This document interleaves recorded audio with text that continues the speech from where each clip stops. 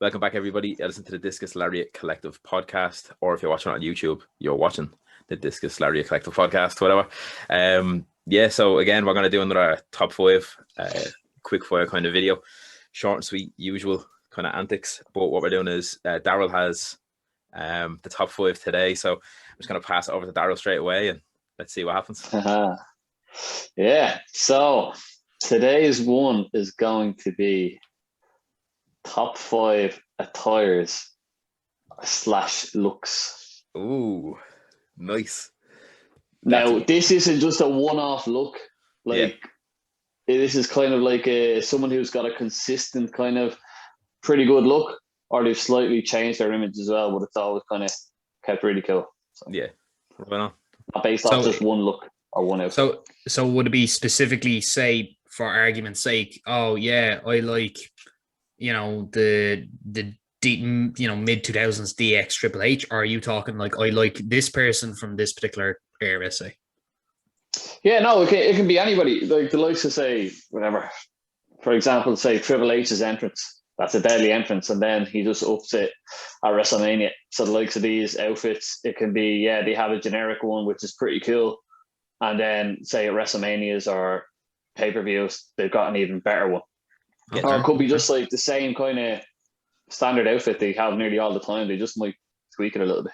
Yeah. But it's something that's always left an image in your head that you're like, damn, he always looked fucking deadly in the ring.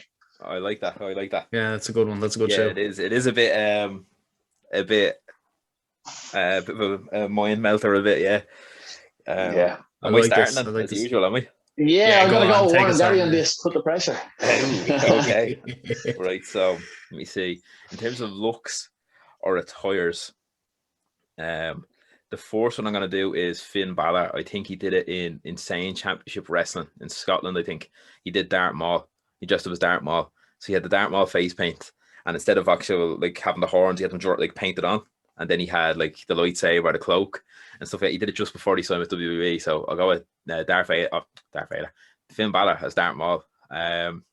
Number 4, I will go with. I actually. Yeah, it can just be a wrestler. It doesn't have to be just one look. It can be someone. Yeah. I'll go with Rey Mysterio. Like overall, he looks deadly. He always did. He was the first kind of mass wrestler I ever seen. Anyway, I'm gonna go with his iconic, I suppose, Halloween Havoc gear against Eddie Guerrero. The all purple question marks all over him. I think that's Whopper. Like, number 3. Then I actually thought of it as I was chatting about that one. I'm gonna go with Shawn Michaels from Royal Rumble. I want to say 95. I think it could be. Royal Rumble 95, he came out in the zebra print gear, and he pulled them off, and he had the zebra print cap, and he ended up winning that Royal Rumble from number 1 or something. So I'll pick that one. I actually have a paint. Was that a second back-to-back one, wasn't it? I can't remember if it was his first or a second one that he won that year, but I remember I think he won 95 and 96, and then I think Austin won 97, 98, wasn't it? I think. Yeah. So it was one of them 2 years anyway. But I just know I remember him wearing the gear, so I'll go with that one. So that's 3 of them. Number 2, I will go with. Do you know what? Actually, I just think obviously it ended up being his look for his whole career, but I'm gonna go with John Cena when he was doing Dr. Thugonomics, and he always had the different was it basketball jerseys on. I thought it was cool because he'd always come out, obviously whatever seat he was in, that basketball jersey. Now there's a few big time ones that I'm thinking, the likes of say Sting throughout the years, and then funny enough, I actually love Vader when he had the big helmet and used to take it off and all the smoke came out. I love that as well. I actually don't even know what to pick for number 1, to be honest. That's such a hard one. I might just play it safe and pick Ministry of Darkness Undertaker. It's my favourite look of Undertaker, where he had the braid, not the braid, but the high pony, and then he had the all black gear and the little goatee he had going on as well. I'll go with that. Yeah, that'll be my 5. The Ministry of Darkness take number 1. Then. Class. Yeah. Nice. We pass on to Glenn next. Big balls. Yeah. Oh yeah. Right then, let's hear it. Bollocks, see it, Daryl. This one caught me off guard. I'd be very surprised. There's one guy in it. I'd be very surprised if you don't say him. See, mine is gonna be as specific as I can kind of make it. Honorable mention goes out to my boy Mantar. Shout out to your big horned helmet, you fat cunt. Kicking off the list with number 5 is going to be Rick Rude, specifically with the infamous face on the jocks. Yeah, Jake Roberts' missus. Yeah, Yeah, it's iconic. It's something that, like, up until that point, like, if you're talking about trend setting for outfits and attires, I'm fairly certain he'd be right up there. I'm after thinking about Wappo.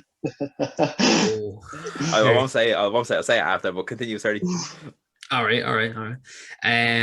Number 4, I'm gonna go with the steampunk / like gangsters of 1800s London, Bloodborne-esque demon batter from the NXT Takeover show a couple of years back.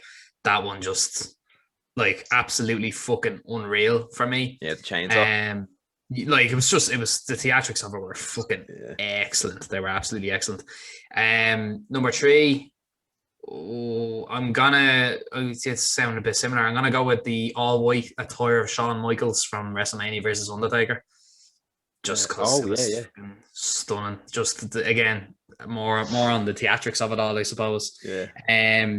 Number 2, we're gonna have to go with an iconic one, and that is Sting's return, where he dropped down from the rafters. The classic black and white with the, like the old school one.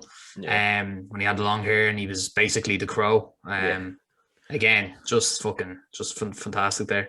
And my number 1, it's so fucking tough. I actually, I can't. I think I named all my number 1s just now. Fuck it. Just gonna have to go with somebody once told me the world's gonna roll me. I'm gonna just because pop culture references are in. I'm gonna actually go with the Terminator, Kenny Omega. Oh, nice. Because it's just it was just a fun one. I don't know. I really liked that at the time. The match obviously that I had was stellar as well. So yeah, watch that if you haven't. Yeah, that's a whopper one, actually. That's a good list. That's actually a surprisingly good list, yeah. Like, I just, for some reason, I kept blanking on actual events and, like, big time looks. But yeah, no, that's a good list. I wanted to be more event specific than I was just kind of generic. Like, I like Dolph Ziggler's general flamboyant tights or some shit. Like, Right then, Daryl. Let's hear your top 5. Here's a bit of that. Yes, I've only mentioned 2 off my list so far. Nice. So I'm going to say 2 that you're going to go, damn. So number 5, I'm going to go with, it's more of an overall look nearly every time, but Macho Man Randy Savage. Yeah. Fucking unreal. Good show. Don't know how I missed that. Yeah. So deadly. My number 4 is Sting. I've always loved the guy. He's always had great looks, even with the questionable Wolfpack look as well. Yeah. But the Crow look. I actually liked the look when he had kind of the first black and white face paint. It was pretty cool. It's just real simple. Yeah. My number 3 is Rey Mysterio.